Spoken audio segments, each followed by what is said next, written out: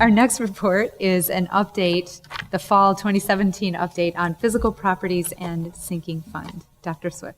Thank you, Madam President and trustees. We always open these items by, again, thanking our voters who support the Ann Arbor Public Schools with the sinking fund. It sounds like an antiquated name, and that's required by the state, but this fund is the fund we use to keep our buildings up. And with an average age of 63 years on our buildings in Ann Arbor Public Schools, we have beautiful historic buildings.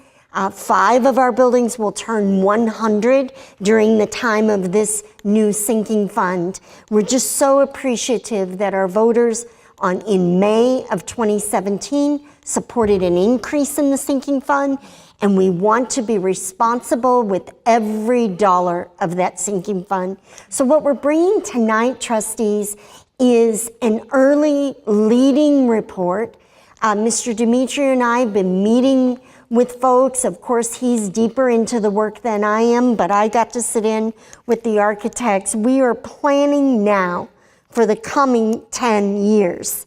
And this is our job to do, and we're excited to do it. But we wanted to share publicly this evening so that folks out in the community who are saying, I wonder what they're doing with that. We voted on that in May. What's happening now? So we want to point out just a few things that we're going to do. Mr. Dimitri and I'll be tag teaming with this tonight. But we just want to make folks aware that our first order of business is to attend to the critical repairs that we were behind on. We were out in the community last spring and we showed people the photos of our roofs, and trustees, you remember the famous roof from the 100-year windstorm was Community's roof that was blowing around in the wind.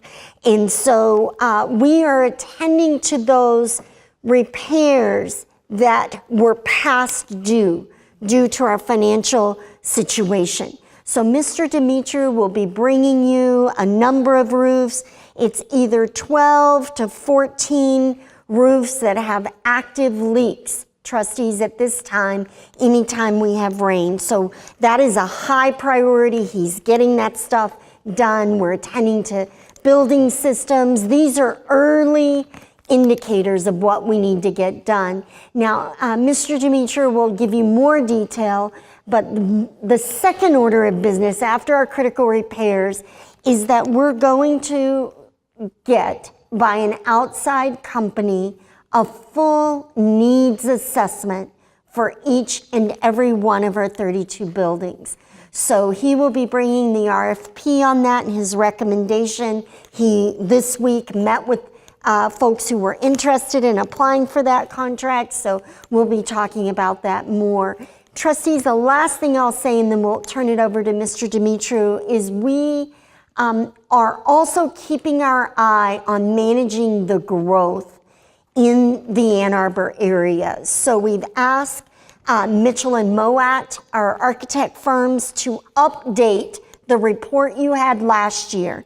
And we feel like with our current level of growth and the number of projects that City Council is approving and continues to approve, both affordable housing and other housing, particularly in the north, in the south, and along the west side. We increased about 100 students along the west side of town this fall from recent growth in the area. So trustees, before winter break, you'll be hearing a report from Mitchell Moat, our team, and they're interviewing every builder. They're talking to the city folks to see how many more things have been approved.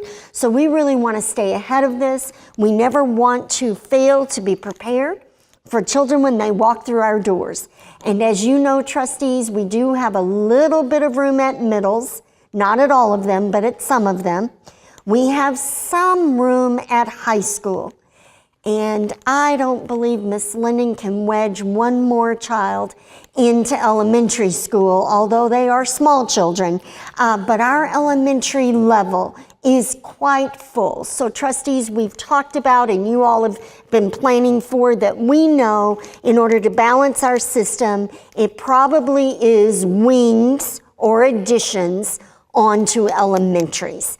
And we know that we have, as we've shared, 5 schools that will be 100, and that includes Baugh, Ann Arbor Open, help me out, Angel, Community, and Slauson is 1930s, but it presents like a 100-year-old school because it has extra beautiful historic and water-related challenges. So there is one more that I've left off the 100-year list. Baugh, yes, thank you, of course. And so we know that some of our buildings will need, and we'll be working with the community. I'll be out, Mr. Mitra will be with me, and we will be having extensive conversations with those parents and with the neighbors in the community about what they envision. But trustees, we already know some schools will need major renovation because their systems are beyond their useful life, and we want to get climate control and other things done. Some of our buildings, like Allen, it's a pretty straightforward restoration process, although it's very exciting. So that's kind of an introduction for folks that have been wondering, well, November 7th is around the corner. I'm being asked to vote again. What did they do with the last vote that we gave? And so this is our plan coming out of the gate. Mr. Dimitri is going to walk you through a lot more great information on this. Mr. Dimitri. Thank you, Dr. Swift. First, we, like Dr. Swift said, we're going to attend to a lot of our critical needs.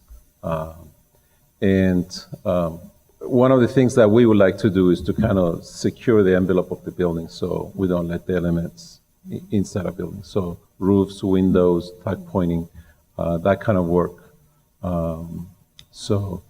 Also, we know that there's other repairs that need to take place. We have boilers and all those type of things. So this year, we're gonna take our time to get to as many things as we can during the 17-18 school year. At the same time, simultaneously, we will be doing a needs assessment of all our buildings. We've already issued the RFP. We had a meeting with 16 companies, architects and engineering and construction management firms showed up. So they have until the end of the month to give us their questions. We will answer all their questions, and then next month they're supposed to give us their bids. So we will evaluate those bids, and then at some time shortly after that, we will come to you and present to you those bids and our recommendations. Also, like Dr. Swift mentioned, pretty soon also we'll get the data.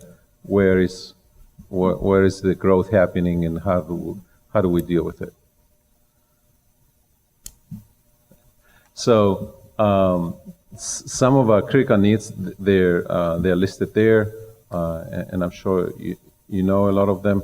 So this is what we're going to be doing this 17-18 school year, and probably through the summer. In roofing, we've already issued a roof for a roofing consultant because not all of our roofs are the same and they have different issues. So we want to make sure that we do it right. So these are the roofs that we plan to do this next year, probably over the spring and over the summer. These are all the roofs that we want to deal with. And these are roofs that have active leaks every time it rains, so we want to make sure we take care of it.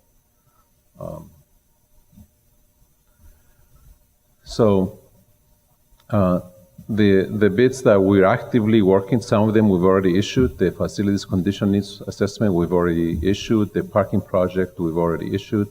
I believe the roof emergency repairs and roof consultation, they were issued today, or they will be issued in the next day or so.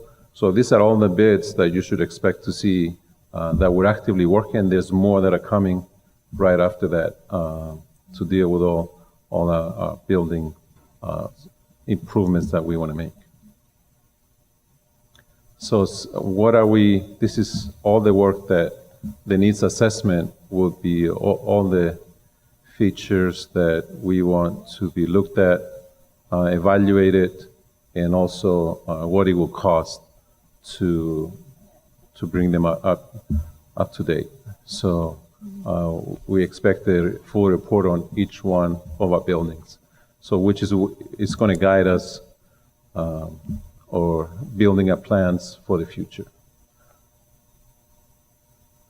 So we wanted to give you a little bit of financial information also on our tax base, and you can see that this past 6-year period that the average growth has been 2.94%, almost 3%. So this is very robust compared to other places. So Arbor is doing great. So here we're making estimates how much we will be receiving in the future.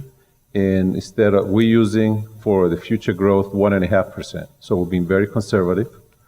It's almost half of what the actual growth has been in the last 5 years. But we know how, there's ups and downs. And based on this growth, we expect over the 10-year period to collect $230 million. So if the growth is better than 1.5%, then that $230 million will be higher. So this year we're expecting to receive approximately $21.5 million.